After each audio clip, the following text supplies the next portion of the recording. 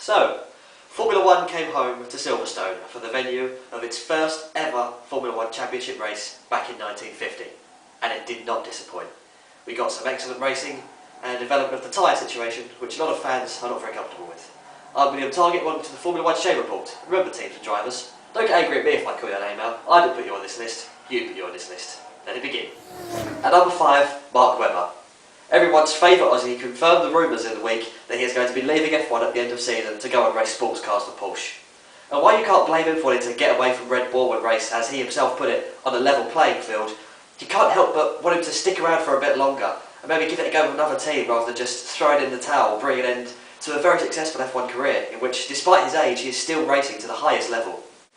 As for the race, yes, I know he had an excellent recovery drive to finish second, but it should really have been a race win for Mark if he hadn't had the worst start in Formula One history, in which he dropped from 4th to 15th before he even got to turn 1. I'll miss you, Mark, but I won't miss those crappy starts. I will miss, however, you speaking your mind, which continued after the race when you apparently referred to Vettel as Michael. Brilliant. At number 4, Red Bull for forcing Webber away. They have pushed one of the best drivers in the sport onto pastures new by demoralising him and making him play second fiddle to Vettel. Now, I'm not going to jump on this bandwagon that Red Bull purposely sabotaged one of their own drivers in order to help another, but there are a number of occasions when that certainly seemed the case. It's a travesty that because of Red Bull, Webber will always be remembered as a number 2 driver whose growth and potential was stunted in order to facilitate a ruthless German, rather than what he should be remembered as, which is one of the best drivers never to have won a World Championship crown. And trust me, Mark, the former isn't a nice way to be remembered. Just ask Rubens Barrichello. At number 3, a man who is beginning to replace Vettel was the resident appearance on the F1 Shame Report, Romain Grosjean, who just can't seem to keep himself off this list lately. He's been continually crap in recent races, and Silverstone saw the unwelcome return of the first lap nutcase as he whacked into a admittedly crawling Mark Webber off the start line. It seems that Grosjean is starting to become the norm to my cheers whenever I sit down to write these things.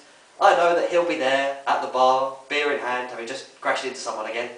Trust me, Romain, you don't want to be that guy. You should be getting podiums every week, not being shamed. This is one place where you don't want everybody to know your name. And now for Get Out of Shame 3, which for this week goes to Red Bull's electrics.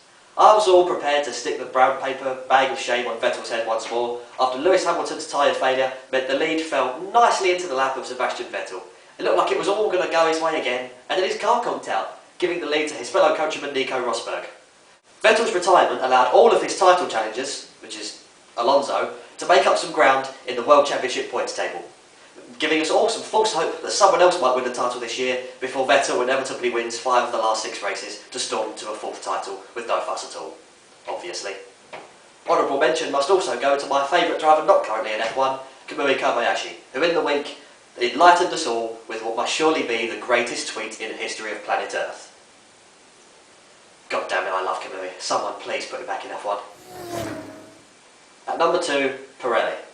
Now, I have long been an apologist of F1's tyre supplier, even through the controversies of this year's championship, in which they've been accused of affecting the racing too much.